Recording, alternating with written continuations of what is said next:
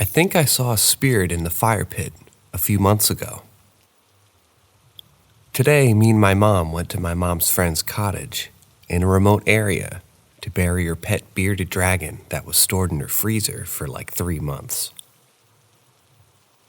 She was a beloved pet and she had wanted to bury her earlier, but her brother wanted to dig the hole, so she had to wait because he lives in another province and he owns the property. While her brother was digging, he actually claims to have found the foundation of the first house in the area where the whole family died in a fire. They, my mom and her friend, were kind of scared that there was bad juju or something, but did it anyways. Previously, her brother found artifacts like coins from the 18th century and children's bones, according to him. I believe him on the coins, but I'm skeptical about the children's bones. Is it bad juju to bury a pet in a place that could be haunted? I didn't feel or see anything or haunted stuff while there, or have anything bad happen to me. We read The Rainbow Bridge and told her we would meet her again one day. I felt like she was at peace or in a better place. She died at age 14 and didn't want to eat or drink anymore near the end. I burned sage the whole time, and it burned so hot, we had to put it in a fire pit. I saw something in the fire pit that looked like a cross between a cacomissile and a lemur's face. Its body was kind of cat-like. It was striped, but smoke-colored, like the sage smoke. But then it suddenly disappeared. It seemed obviously spectral to me. It didn't seem like a bad or ominous spirit. What could it have meant? If it had a meaning.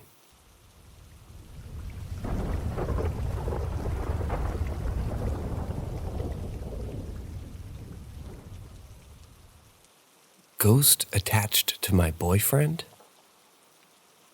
I started dating my boyfriend around 7 months ago, and it's been going very smoothly.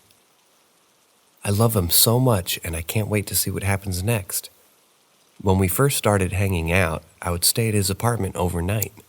And one night he confessed that he thought a ghost was haunting him. I laughed it off and told him it wasn't likely. He was alone in this quiet apartment with one kitty, and it probably got spooky at night in the dark. One night we were laying in a bed, falling asleep, when the door to his bedroom shut abruptly. I was startled and sat up.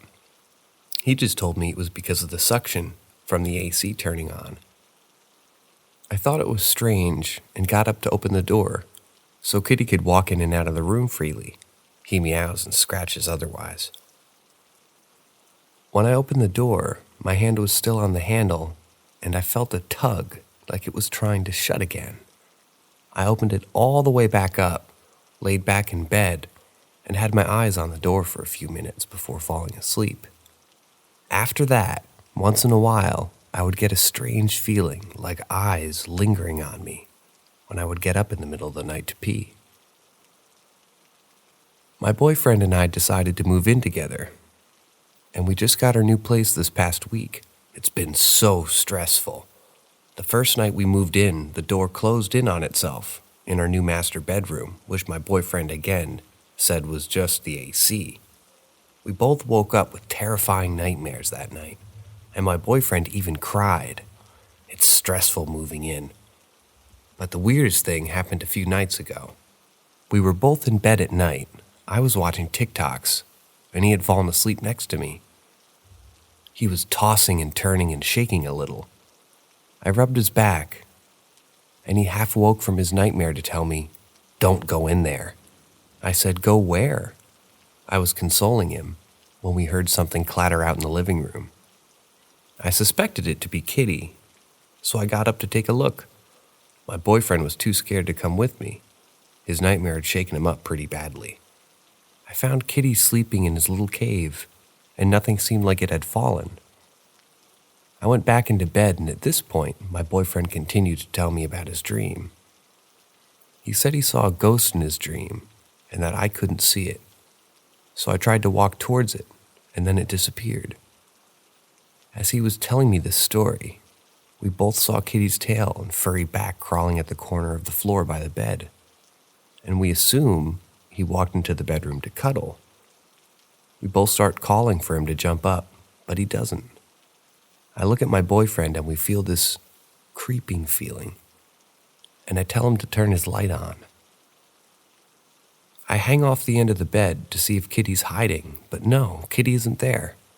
I get up again and go back to the living room, and I see Kitty is still sleeping in his cave. I walk back to the room and get in bed. We both slept with the lights on that night. The next day, I told my mom about everything, and she told me to sage the place, which we did. He wrote down some mantras. We opened all the windows and doors. We went back clockwise around the entire apartment, saying our mantras and then closing. I feel better since we did this, but also worried that there's something attached to my boyfriend, or something that he owns. I know it's not that crazy, but both of us seeing something together in our bedroom just felt way too eerie.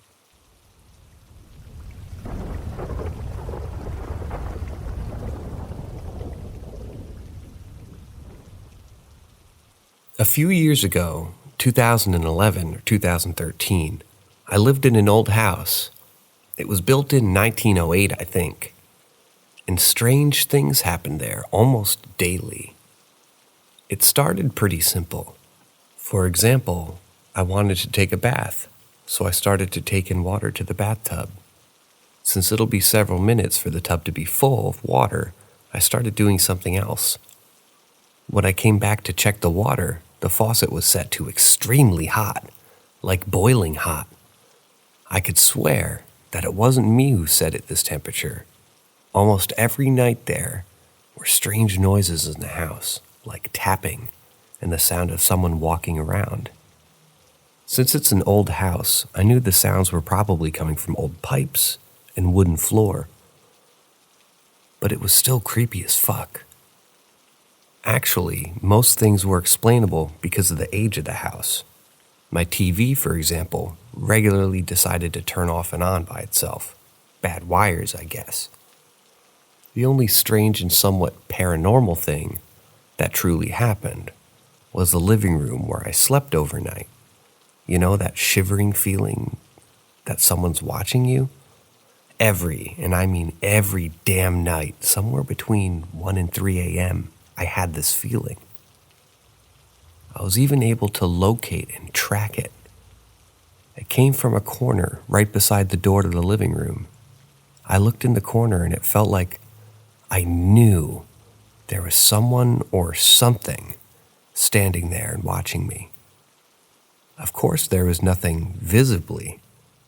At the first few weeks, I was really creeped out about this, but after that, I just told myself it was all in my head.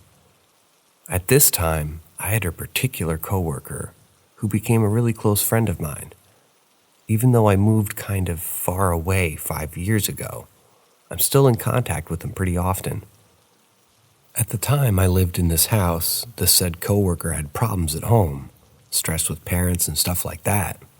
But since he and I were full-aged at the time, he just decided to sleep at my place very often. One time, we were up late because we had no work the next day, and we were both at the living room. I should say that I never told my coworker about this strange corner-watching thing, because, well, it sounds ridiculous, right? Never mind. We were up late, and somewhere around 1 or 3, I had this feeling again, just like the other night. It was the first time my coworker was in this room by this time of the day. After a few minutes, he seemed to get somewhat uncomfortable. I asked what was wrong, and I shit you not, he told me it feels like someone is watching him. I said, "From where?" And he pointed out the corner to the right, beside the living room door. I looked at him dumbfounded, and I swear the next thing is true. It happened exactly like this. Since we were both concentrated on the corner, and therefore the door, we were able to see the next thing, not just from our peripheral vision. The door, all of a sudden, just slammed shut.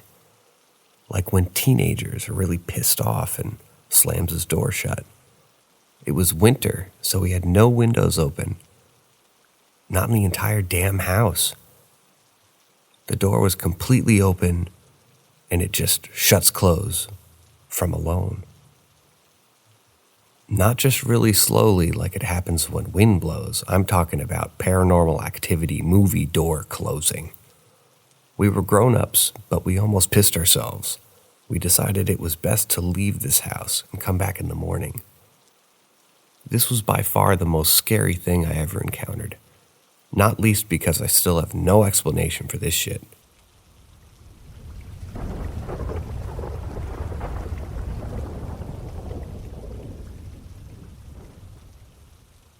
When I was 14 or so, I spent a weekend with a friend at his cabin at Heart Lake, Canada, a place where I later learned is tied to the First Nations people that lived there.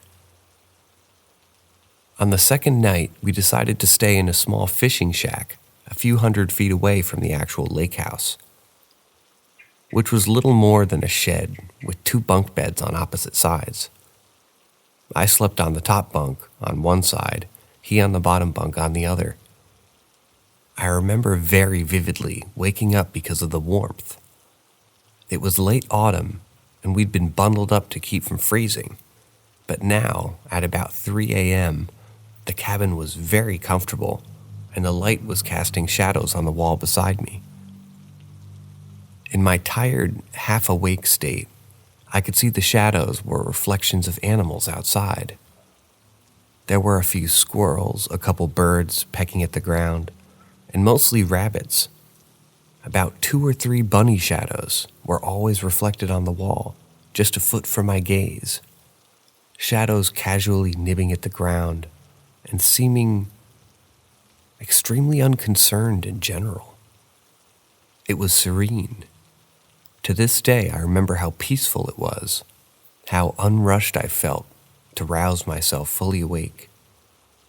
I don't remember if I actually heard birds chirping or if I only imagined it because they were so lifelike. As I began to wake up, further and further, however, it dawned on me. The cabin didn't have a light inside of it, nor was there a window. I pulled myself up slowly, confused, but too peaceful to be truly startled. I realized I couldn't determine the source of the light. I woke up to my friend, who was immediately scared by the fact that we could see each other clearly, despite no visible source of illumination.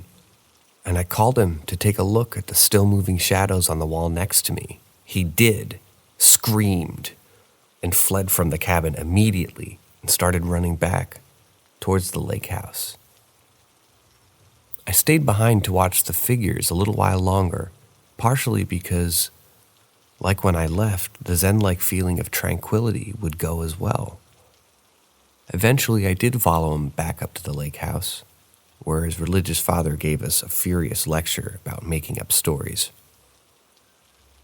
I spoke to that same friend in passing a decade later, and he told me that he still remembered the night vividly. He cited the experience as the main reason he turned to Wiccanism later in his life. He wrote down every detail we could remember and sent them to each other simultaneously over a chat program. And they matched up perfectly, except for the fact that he also stated that he distinctly remembers feeling protected.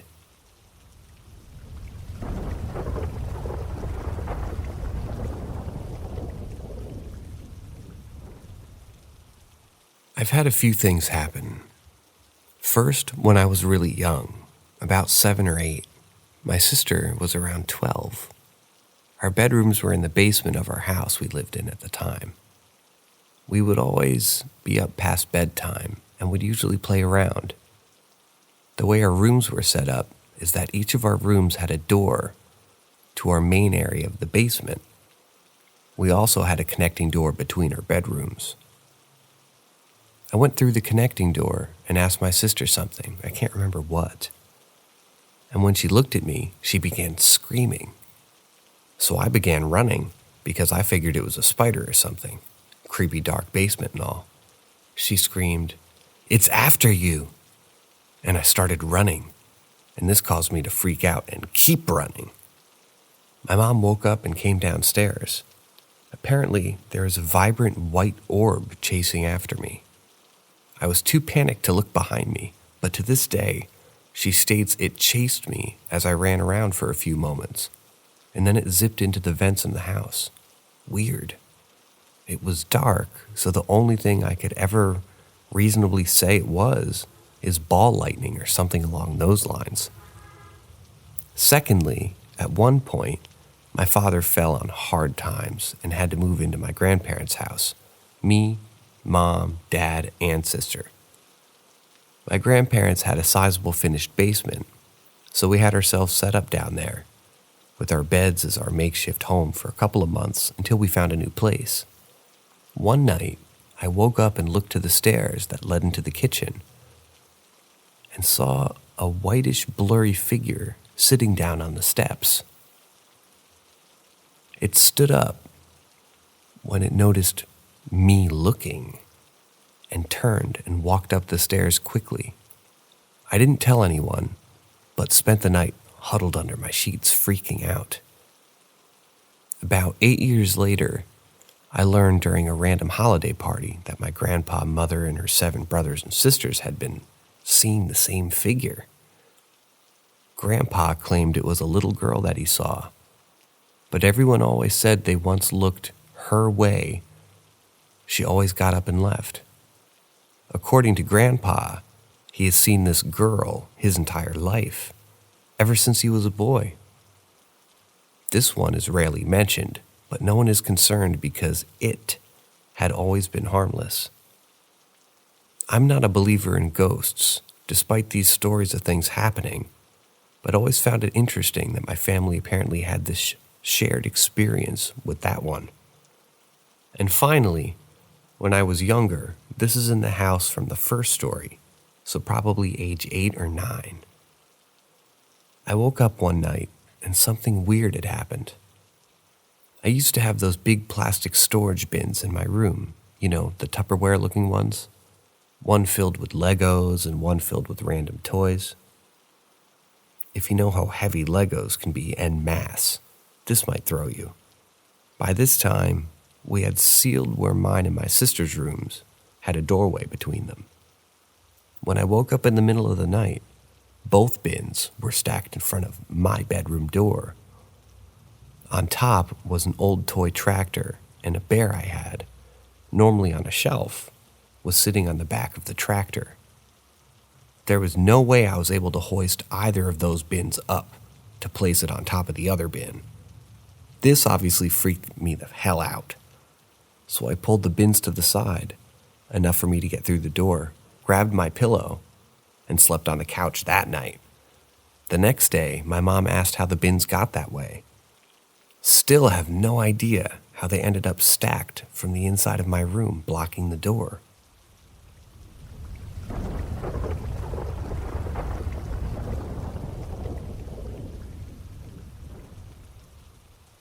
Back in September of 2017, I was making plans to re-enlist back into the Army. I got a new MOS, new moving location, etc. I was told by a unit administrator that I was going to be assigned to a unit down in Texas. I live in Minnesota. This sort of made me sad because I'd be leaving a lot behind here. I had looked online for a property and house in the northern part of Texas to be close to the reserve unit I was allegedly assigned to. So I told my family I was going to stay at a friend's house for a week, actually taking the week to go down to Texas. The only person who knew where I was going was a gal I was sweet on. The reason I went to Texas was to check out this house and 100 acres of land selling at like $20,000, while the other houses around were $200 and above. Should have been my first clue. The pictures of the house and land were gorgeous. I was excited. I got out to this location and met with the realtor dude. We parked our vehicles near a forested location. Weird. This dude had a deep southern accent that you could barely understand. That swamp backwoods talk. He told me to follow him after 4 attempts. He leads me through a small section of trees on a pathway. When we got to the opening, I was getting really excited till I saw the house. Looked nothing like the photos. This house gave me the Chainsaw Massacre vibe. Broken, old, falling apart. I'm all, dude, the fuck, man. This isn't what was advertised. And he's all, is a fixer-upper, while laughing. I'm not exactly thrilled, but before he gets to the house, he wanted to show me the 100-acre land. I wasn't against it. We walk, and I start feeling lightheaded and sick. My energy felt like it was being drained. Mr. Beer-Belly Toothless, Joe over here, is yapping away in whatever language swamp people talk, and is having a good old time.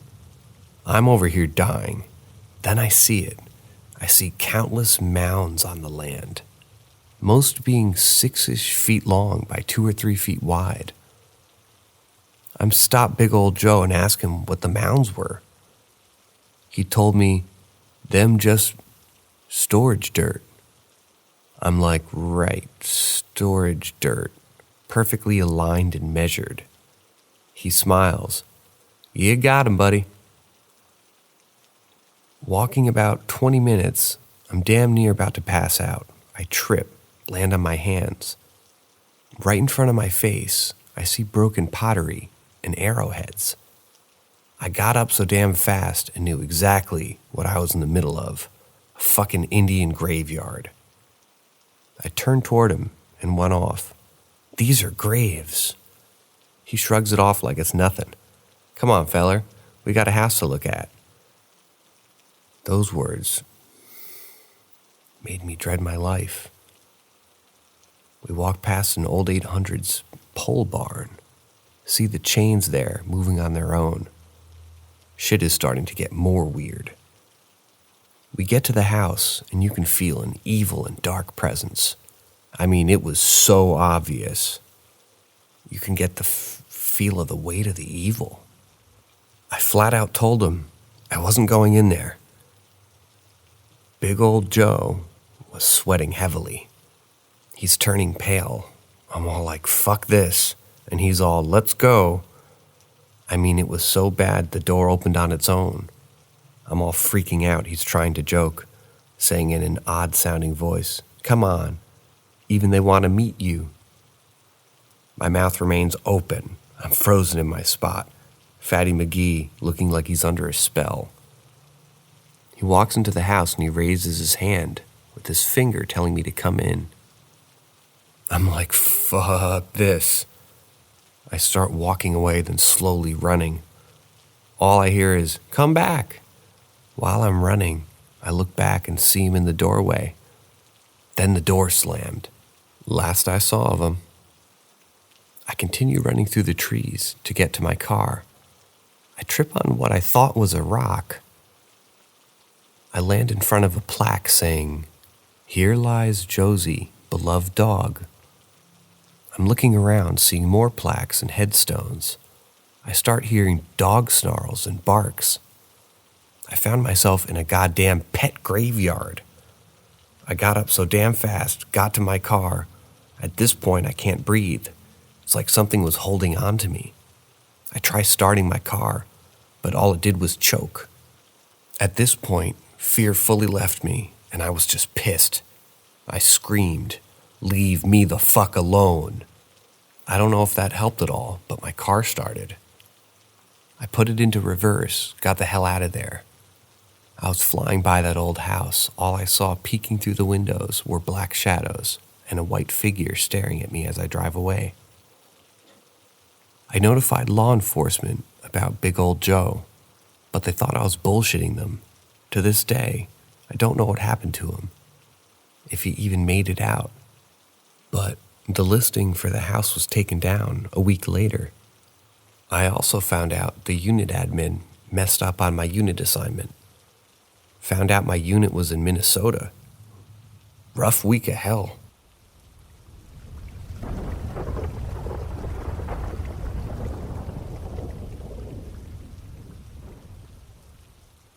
"4 years ago, I moved into my first apartment. It was a small studio with no bedroom door. It was the first time I've ever lived on my own, and I brought my 2 cats with me. I had a long mirror hanging in my closet door. Many nights I felt like something dark was in the mirror and was watching me. I kept telling myself that it was in my mind, and this was the first time living on my own, and I was just trying to get used to the things. The sight and feeling happened most nights. One day I was sitting on my couch, and I heard a rustling noise and looked over at my trash can.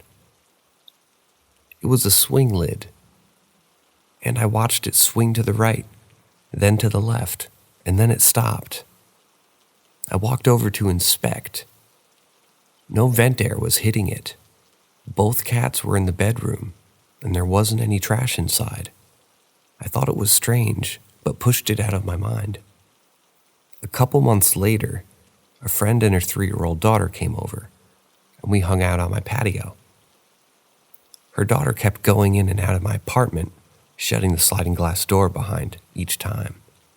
After a while, she ran to the glass door in a panic and opened it, jumped out, and slammed it shut.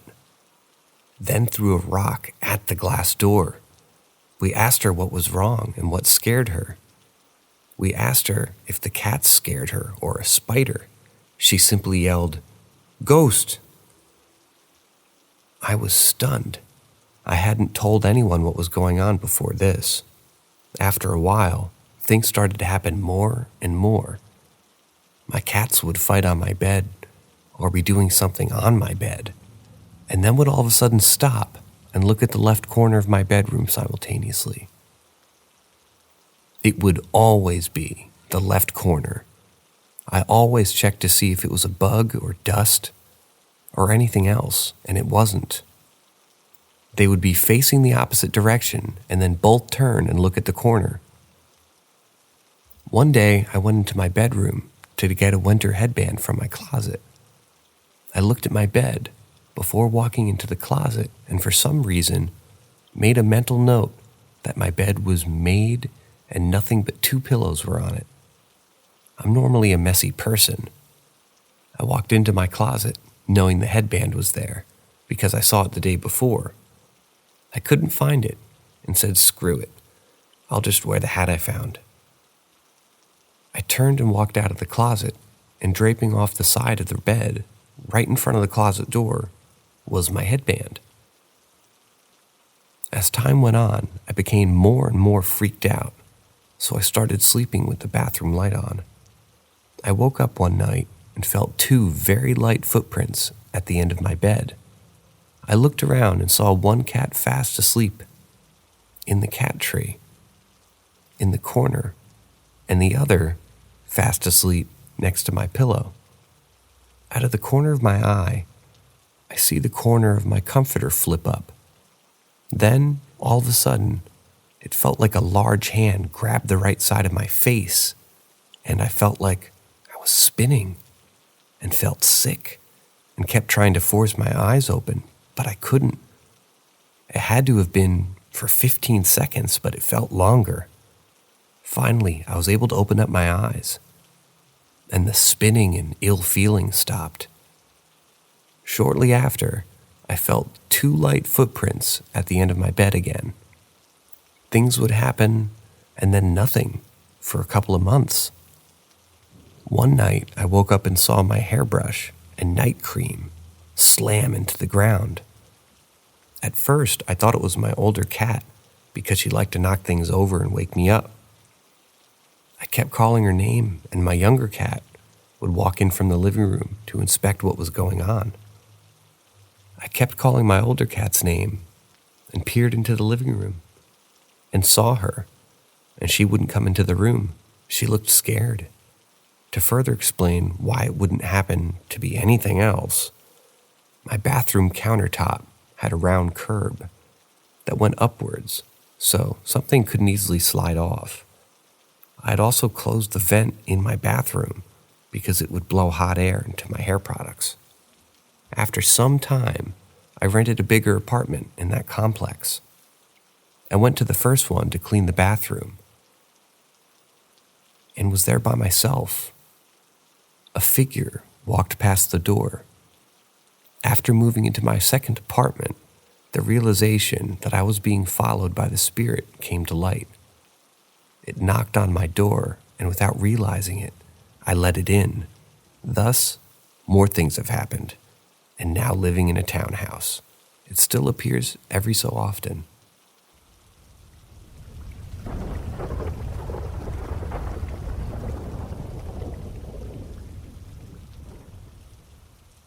I've been a caver in Florida for about 13 years, since I was about 6, and I've been to a lot of caves. Never been afraid before this to go in one. When I was about 7 or 8 years old, I started having this recurring dream. I would have it at least twice a year. Always the same though, I would realize I was dreaming after the first few iterations. I would fall asleep and dream of being in a cave and going into this little hole in the bottom. Inside, I would see 10 to 15 long corridors about 2 to 4 feet high. At the end, it would always turn left, and I always saw a bent red sign at the end, like someone ripped off the top 2 feet and tossed it in. But I would always follow the corridor. I would turn and walk past the sign despite being scared, despite many times knowing what was there, and the corridor would start descending, quickly opening up into a large vertical chamber with the path leading down to a corkscrew. Everything became blurry at this point, but it was always the same. I saw trash scattered on the walls. I saw the pit leading down to a curved floor. I saw things undefined, animals or people or something else at the bottom. And I saw my family, each with one of the things, being tortured and killed every time, and I could never do anything. After I saw that, I would be stuck up for a few seconds until I felt, more than saw, everything turn and look at me, and I would wake up. Not like a normal dream where you just drift to consciousness or a nightmare where you bolt up in fear, but like something pushed me out, like I wasn't supposed to be in there. So I have this dream multiple times a year until I turned 15. My father decided to take us to some caves we'd never been to before, one of which was Dog Drop. It was likely named because someone either threw their pet in there or a coyote fell and the body was later discovered. Dog Drop had a roughly 30-foot rappel straight down to enter. I went down with my brothers while my father waited up at the top. There was a hole in the ground. I started to feel uneasy though. I don't know why. So I followed my brother into the hole. I felt worse as I moved down. And when I looked up, I saw the same corridor, the same turn, the same wall, the same bottles at the corner. And I instantly was hit with this overwhelming sense of nausea and fear and being watched, and everything was screaming at me to leave. I froze. I must have made some noises because my brother turned around and asked me what was wrong. I managed to say I wanted to leave now and climbed out as quickly as I could, followed immediately by my brother. We packed up and left, never have gone back and never will. Haven't told anybody what exactly happened, but said I wasn't feeling well and they forgot pretty quickly. The thing that makes it creepy for me is I've never had the dream again. Year after year, would have it consistently, but it just stopped after that. But I still remember it all, and I still feel afraid, almost an external fear when I think of it.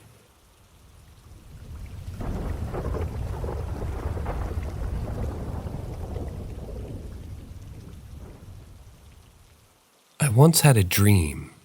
It was all white, and there was this weird low humming noise. I got the feeling I was being pulled backwards, like when a tide is strong, only instead of pushing, I was being pulled. I freaked out and woke up, just barely. And I thought, oh, it's just a dream. I'll see where it goes. So I gave in and let the force pull me back. As I got pulled back, I started seeing random images flashing in my mind. I can't remember anything I saw, other than that it was a mix of symbols and pictures. Also, as I was being pulled back, the humming got louder and louder. Eventually, it got so loud it started to scare me, so I fought back. I started walking forward, but the pull got stronger when I did. Every step was like I was wearing weights, while walking against the strongest tide ever.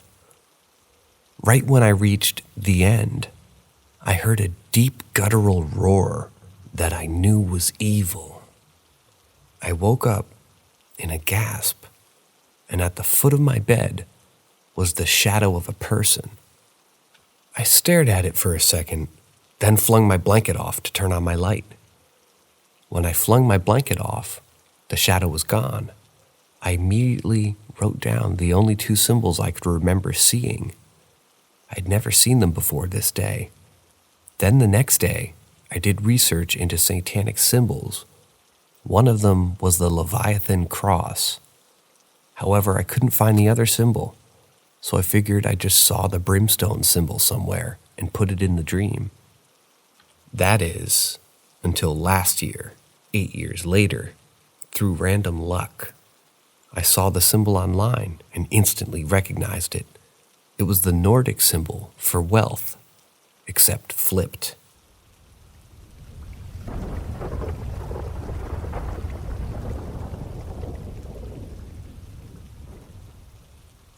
Okay, one more. The big awful one. This is the one that everybody is going to think is some bullshit, no sleep thing. And honestly, there's no reason to believe me.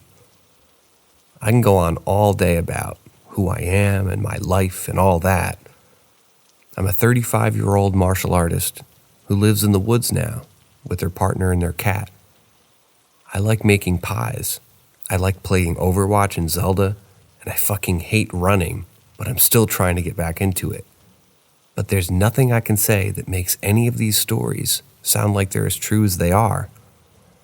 I guess it just kind of makes me feel weird to talk about them and then hear people telling me how fake they are, even though if I read someone else talking about it, I'd probably read it to my boyfriend, shiver a bit, and then say, yeah, but there's no way that's true though. Nevertheless, I experienced it. All of this happened sometime around 2005 or 2006. I actually lived in this hell house for 3 years because the rent was practically non-existent and it was right on the main road in the Squirrel Hill neighborhood of Pittsburgh, convenient to everything. The house was 3 stories and a basement. On one side, it was more like 4 stories due to how hilly Pittsburgh is. The first floor was the entry room, living room, dining room, kitchen, and a half bathroom. The second floor was 3 bedrooms and a full bathroom. The third floor was the attic, a half-finished attic space, and a full but tiny bathroom. It had been a really nice house once. Now it was more or less decrepit. The ceiling in my roommate's room was rotting, the bathroom floors were awful, the pipes were definitely lead. If I drank the water from the tap, I would instantly throw up. Damnedest thing, water tasted very sweet. Didn't smell bad at all, but as soon as it hit my tongue, I'd have a midsection clench reaction and spit it right up again. Kinda just right for a college student, I guess. And I'd lived in a very shitty house most of my life, so I didn't mind that for the most part, but it meant that I didn't have people over a whole lot. I was finally making friends after being in a city for a year or so So I decided that, fuck it, I'd have a party. We'd play D&D or something.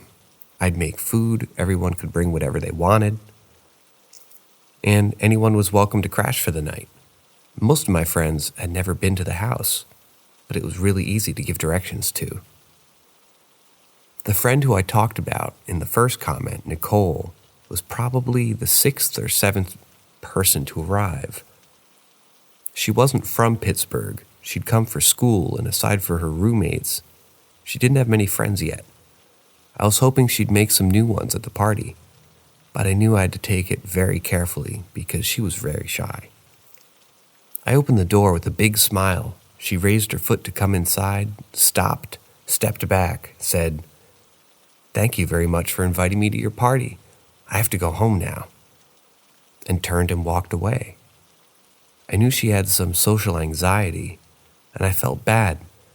She must have seen the half-dozen strangers already getting a bit raucous about a Morrow Project game or something, and must have been a bit too much. I watched her go, then turned back to my guests. The party went very, very weirdly, but aside from the telescope mentioned in another comment, I don't think I was about to talk about it here, so I'll skip to the important part. This is the bit that sounds like bullshit. 2 days after the party, Nicole gets in contact with me, asks me to coffee, says we have to talk. I think, oh no, she's going to apologize for being awkward.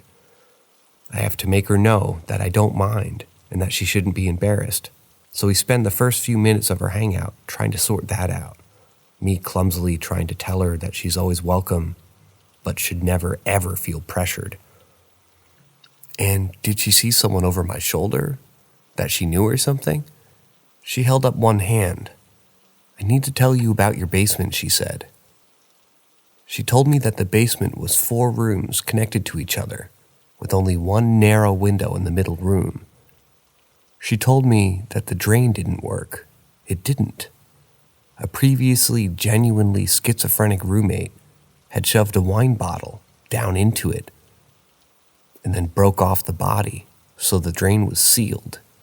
And she told me about the 3 generations of broken washers and dryers sort of piled up against each other in the corner.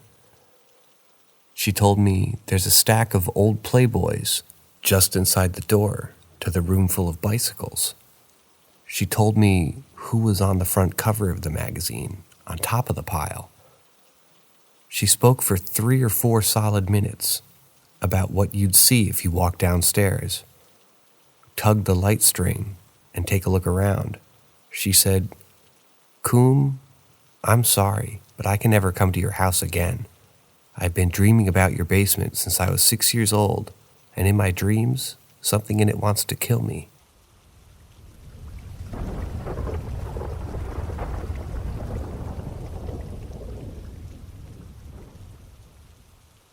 My house is over 160 years old and listed as haunted. They have to declare it on the paperwork. Things happen all the time, but more like oddities or things that you have to go and figure a way out to explain. Nothing malicious. Objects get moved, plants overturned. No, I don't have cats. Footsteps, children singing, various hot spots throughout the house. The coolest one is the smell of smoke and burning hair. It happens in 2 distinct places in the house at the same time every year. It was a huge fire that ripped through the town over 100 years prior. Can even see the charred timbers in the attic. But the reason I thank you is I experienced something that no one else has ever described until you just typed it. The dark. There is a small attic on the 3rd floor. There's an opening in the ceiling of the bedroom leading to it. And directly above that, a few feet up, is another hatch that leads out to the widow's walk. One evening, I was in that bedroom and happened to be looking up into that space. Now I have very good eyesight and pretty good night vision. I typically walk through the house at night without turning on any of the lights. Residual glow from the street lamps, the moon, etc., is enough for me to get by. So I'm looking up into the attic, and I can see where the beams come together at the topmost hatch. And suddenly, from the bottom left corner, coming across in a straight line, is this blanket of impossible blackness. It moves from the bottom left to the upper right as if someone dragging a thick black sheet over the opening. Mind you, the opening I'm looking at into is only 8 feet from the floor, so only 2 feet over my head. Once covered, there was no detail. Nothing. Only perfect inky blackness, devoid of all light. My friend was with me standing at the doorway, and I hear his words. "What just happened?" He saw me turn 3 shades whiter. "I need to go," I said, and scooted out that room with a quickness. To this day, I have not looked up into that space again. Not in the evening. Chilled me to the core.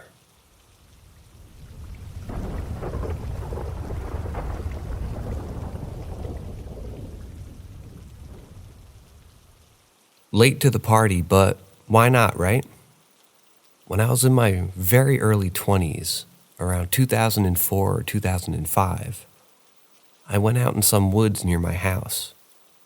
One evening, along with my best friend Max, our buddy Jim, and all 3 of our girlfriends around this time of year, late fall and early winter, there had always been rumors back in school about those woods being haunted by people who were murdered decades ago.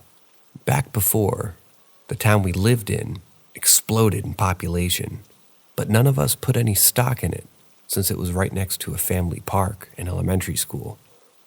There was a small gravel path that cut through the edge of the woods, crossing a creek and connecting a neighborhood to the park and school. But there was a rough path you could find, not far off a bend in the gravel path, and that is where we were going. We got off on this rough, slightly muddy path, and after a few minutes of walking, we arrive at a small clearing with a pit dug for a fire, and that we've all hung out many times before. It was a clearing that many people used, and nobody really knew who first made the fire pit. It was just a good spot. My best friend Max started looking for any wood dry enough for a fire, and our buddy Jim takes the opportunity to let his dog off his leash so we can run around the woods. We get the fire started just in time for dusk and notice that Max, the dog, won't go near the fire, which is odd. He usually loved to cozy up next to warmth. Instead, he's just looking at it and letting out little whines occasionally. We're getting to the point where we're going to need to find some more suitable wood if we want to keep the fire going, when some dead, damp leaves that were stuck in the branches above us fell directly into the fire pit, smothering what was left of the fire we'd been putting off rekindling. We get up from where we were sitting all around the pit so we can clear it out and go fetch more wood. But before we can even get a couple steps, we all ended up stopping, as if something had caught everyone's attention at once. The feeling that hit me, that I later learned hit all of us, was what I can only describe as pure, raw terror. With a word, all of us suddenly bolted from the clearing, back towards the gravel path. We didn't bother to grab anything on our way. Jim and his girlfriend were the closest to where we had came in, followed by Max and his girlfriend, with my girlfriend and I at the back. We didn't stop until we cleared the entirety of the woods, including the gravel path back to Jim's place in the nearby neighborhood. None of us could explain what had terrified all of us at once. None of us had heard or seen anything. Those of us towards the back, as we had ran, Max, my girlfriend, and I all noticed pain along our arms and backs. When we took off our coats, we found we all had long marks over our sides and backs that looked like scratches, despite not having had them before going out, and none of us having so much as fallen as we ran out.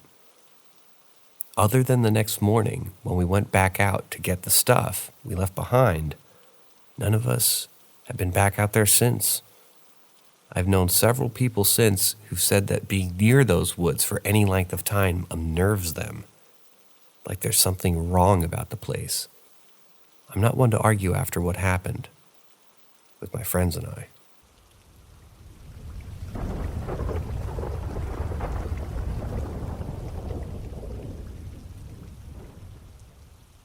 There's a bridge near where I grew up in bumfuck Tennessee that is notorious for screaming at people at night. The screams aren't audible to the houses nearby, and supposedly you have to sit on the actual bridge to hear it at all. Though I personally haven't tested it out or anything. The common explanation is that it's a bobcat that lives under the bridge. But people have checked with dogs and such and never find signs of any. Well, some friends of myself had heard this story for years, all growing up, but never tested it. So one night, after a few beers, we get up the notion that we're going to go test the thing.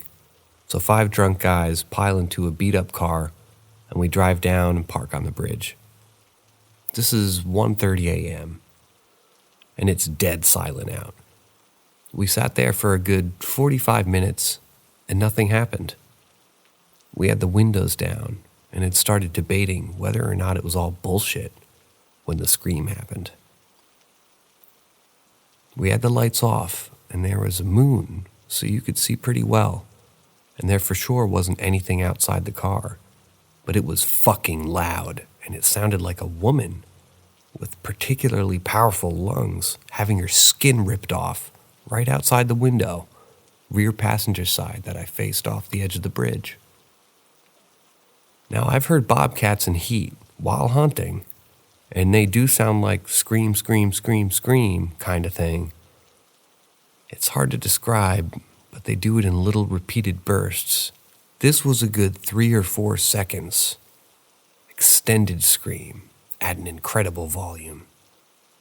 We tore out of there like a demon was chasing us. A couple of miles down the road, we finally stopped and actually processed what happened. My adrenaline was going so badly, and I was so scared that I was shaking uncontrollably. One of my friends had actually pissed himself, which I'd never seen anybody actually do. One friend immediately left the car and vomited, to give what I think was a good frame of reference to how actually terrifying this was. My friend whose car we were in wasn't even mad at the friend that pissed all over his seat. It was insane. To that day, I have no explanation for it.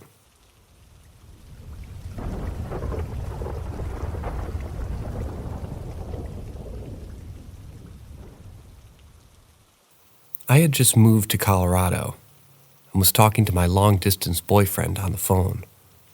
The second I ended the call, my speakers blasted a cacophonous, unearthly rhythm that affected my heart somehow. Along with the sound came a resolute feeling that I was going to die. It was insane.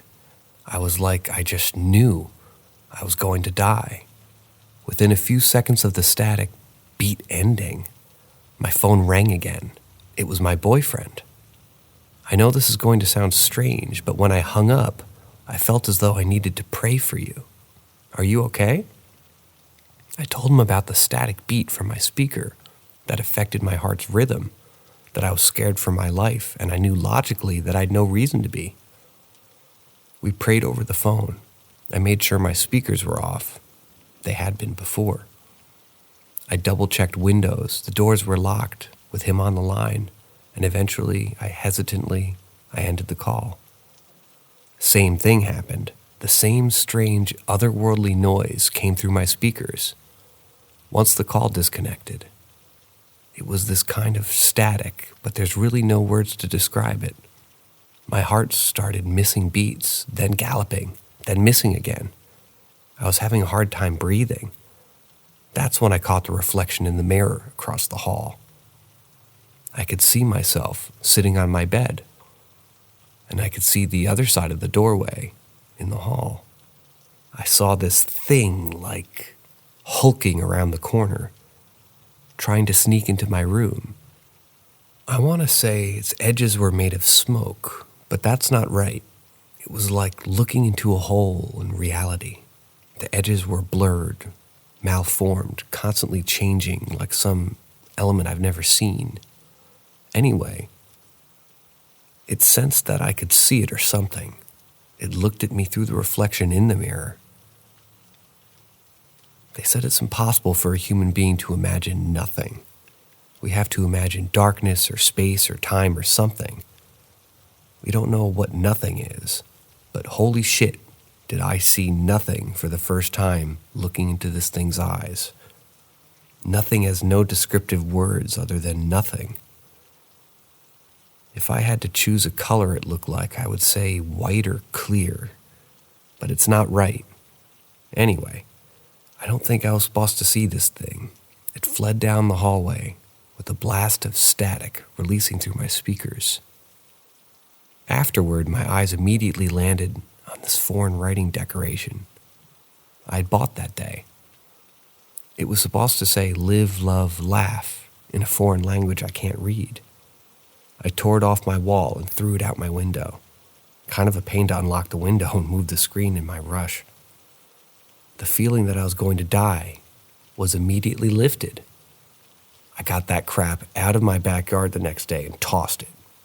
I've never experienced anything so powerful as that since, but I have had a lot of minor experiences since then. I don't mess with Ouija boards or open those kind of doors.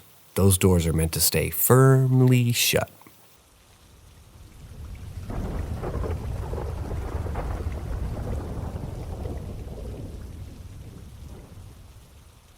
So this experience took place around July 2016. It was a weekend, I remember. Surprisingly, I woke up really early in the morning, around 6, and I felt the urge to urinate. As quickly as I got up, and still half asleep, I went my way to the bathroom, which is located right beside my father's room. At that time, my parents used to sleep in separate rooms. This is important. To my surprise, my father was standing at the bathroom door, knocking and calling my mother's name, Norma. Me. What's going on? Father. Your mother is inside, crying. He keeps knocking. Norma, what's going on? Are you okay? Why are you crying? I could hear my mother sobbing inside. And at first, I thought she was just crying over my grandpa, her father, as he passed away from a heart attack a few months ago. Me. Okay. Just let her cry, and once she feels better, she'll get out and we'll talk with her and see what's going on. My dad said, okay, but he insisted and kept knocking. And since I really needed to pee, I decided to go to the laundry room bathroom, which is in the back of our house.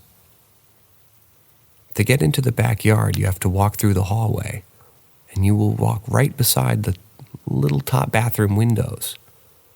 As I was walking past the bathroom windows, I could hear my mother sobbing. After I did my business in the bathroom, it took me less than 3 minutes.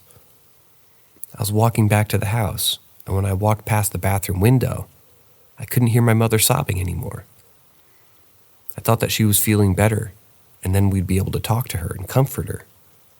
As I got into the hallway, my mom got out of her room. Mother, still half asleep, eyes barely open, and hair still messed up. What's going on? Why are you doing so much noise? I look at my father and he was pale as a freaking rock. He couldn't say anything, but I could tell that he was really scared. I've never seen him like that before in my life. Promptly, I reacted. Nothing, Ma. We were just discussing something. Go back to bed. My mom. Okay. She gets into her bedroom and closes the door. My father opens the bathroom and it was empty. We both knew what was going on and agreed to never tell anything about this. I've experienced some pretty fucked up shit in the house since I was a kid. Been living there for more than 20 years.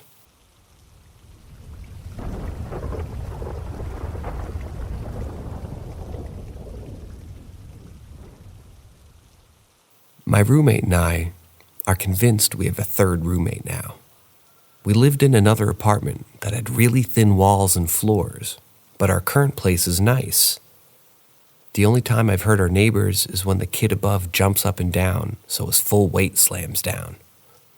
The first occurrence we remember was when my roommate told me she'd been watching TV in her room when she heard me yell something down the hallway. She figured the dog had gotten into trouble or something. But then she heard me call her name. Thinking I needed help, she walked down the hall to my room, just to find my dog asleep on the bed. I'd been gone for a few hours running errands, and she had no idea I wasn't home. My own experience happened one evening after making dinner. I was eating in my room, watching TV, when I heard the front door close, a couple of footsteps, and then my roommate's bedroom door creak open and close. I walked over to see if she wanted some dinner, but her bedroom door was open and she was gone. I sent her a quick text, asking if she had come home, and then left really quick. She said she had still been at work and wouldn't be home for more than an hour. Lastly, my little sister had slept over, and while I was finished up at work, I work from home, she went to watch TV on the living room couch. She suddenly came back into my room, blanket wrapped around her, and a frightened look on her face. She'd been lying on the couch playing games on her phone when someone pushed a corner of the couch. I'd shrugged it off, thinking she probably fell asleep and her body jerked or twitched, right?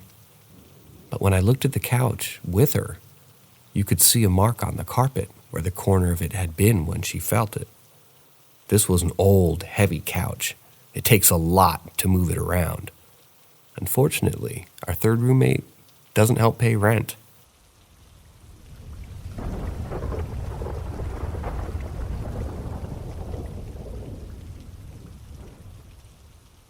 When we first moved to this place, I was a child, and my parents worked around 80 hours a week.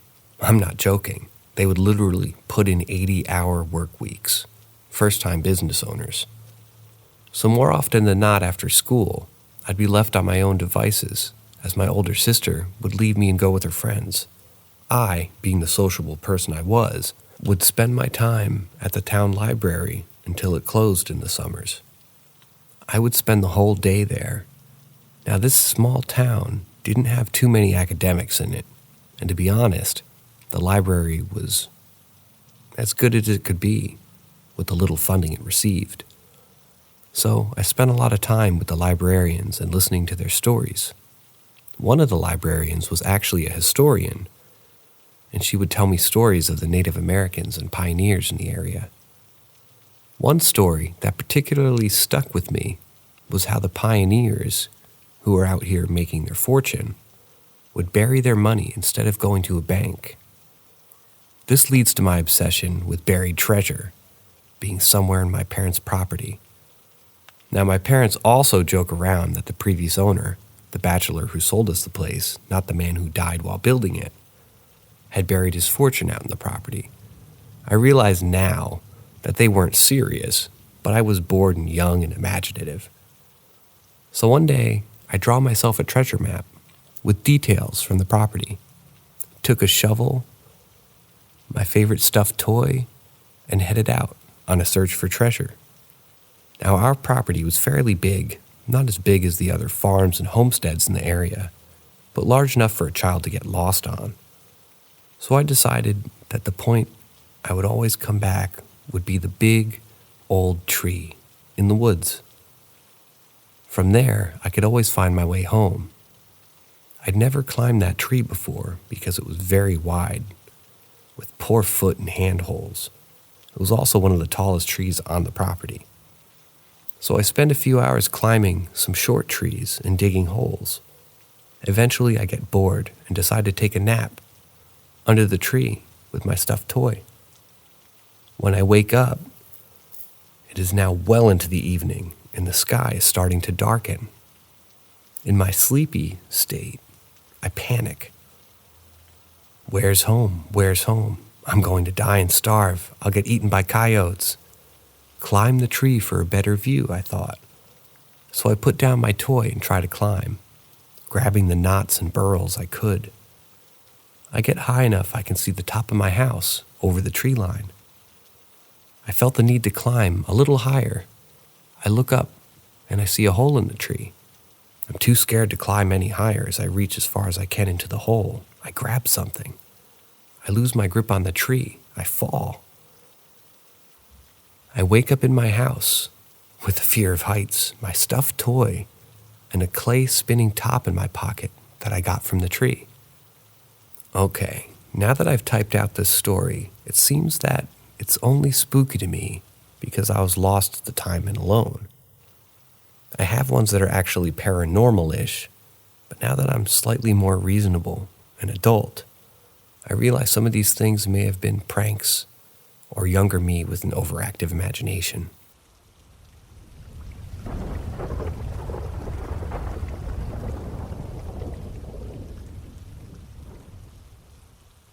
So I work at an air museum part-time, more of a fun job than anything else.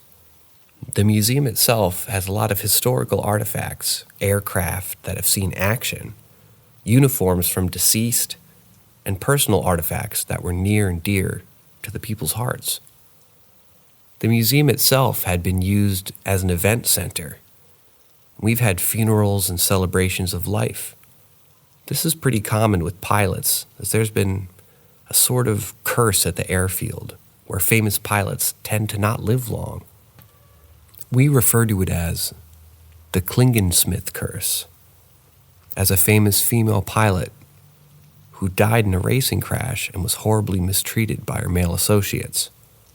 Anyways, we've had 5 pilots killed in air crashes within 10 years, and the museum held their funerals and still have their aircraft.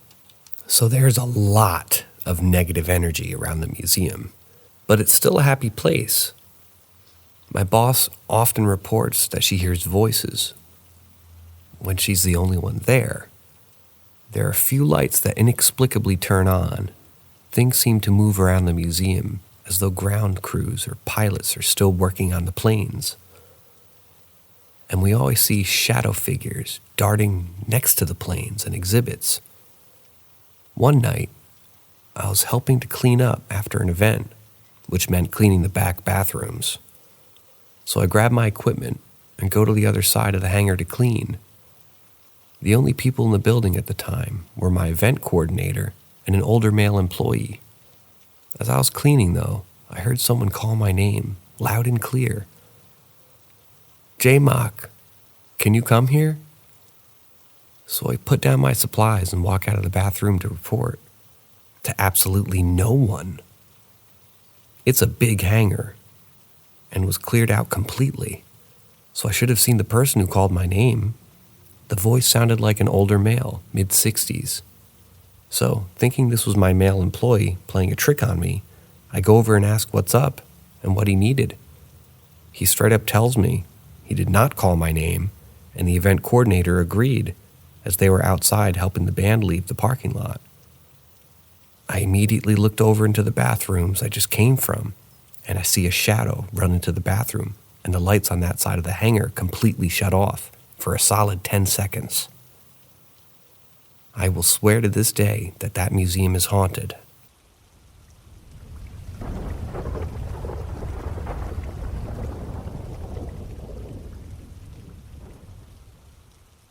Only really weird thing that happened to me in EMI nursing home was I'm this one room that was tried to keep for the palliative care patients near the nurses' station. We had an old boy who passed away. He had dementia, and whilst with us, he was very resistant to personal care. He was a big guy and doubly incontinent, so we would unfortunately have to support best we could to meet his needs. He would yell at us the whole time, bugger off, during any personal care we gave him. Sadly, he passed away and the room remained empty for a few months. I recall I went in after the previous shift had laid him out, waiting for the coroner, and complained massively that no one had opened the window and let the spirit out. A superstition you will find in a lot of homes. Weeks later, we had a new lady come in who was quite demanding, so we moved her closer to the nursing station and the palliative care room.